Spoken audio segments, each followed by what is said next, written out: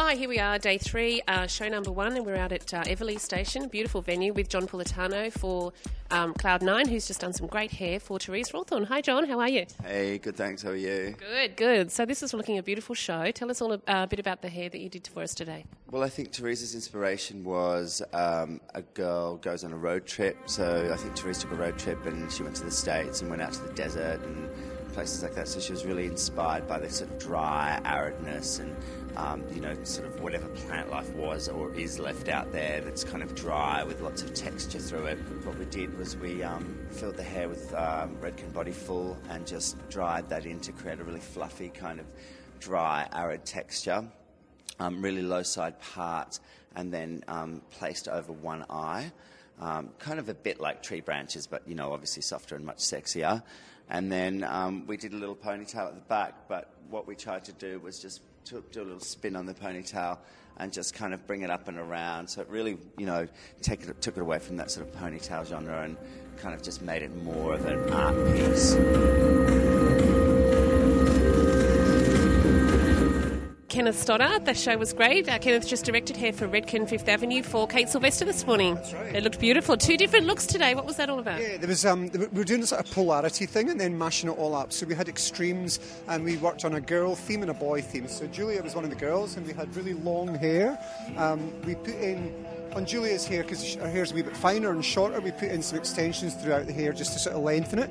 What we wanted to do was keep the hair really fine and delicate so that when they walk down the runway it really floats behind them. We didn't want a lot of weight and bulk in the hair.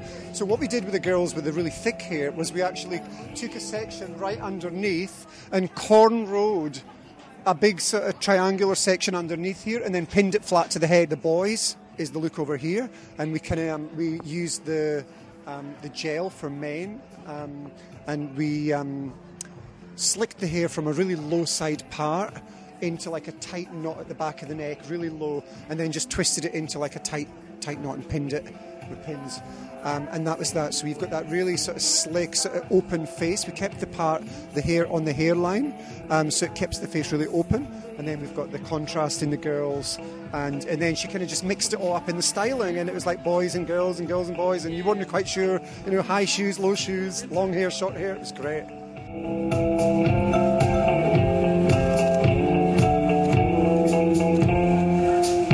When I find myself by the sea.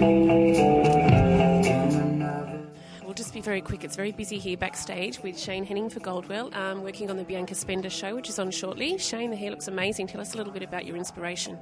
Well, what Bianca wanted, she wanted the girls to look like they'd come out of an enchanted forest. So the look of the hair is really to be this ethereal, sort of whimsical, raw textured type of feel to it.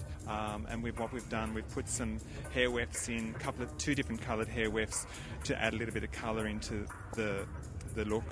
And we've created a really nice raw texture by using Goldwell Power Whip and just scrunched that into the hair. And then the top sections, we've clipped back the sides by twisting or braiding back the sides. And then through the crown area, we've added a braid just to lift up through the top area. On the root area, the crown area, we've actually done a really fine crimp that you can't see. We didn't want it to be seen. We just wanted to add that little bit of volume to it.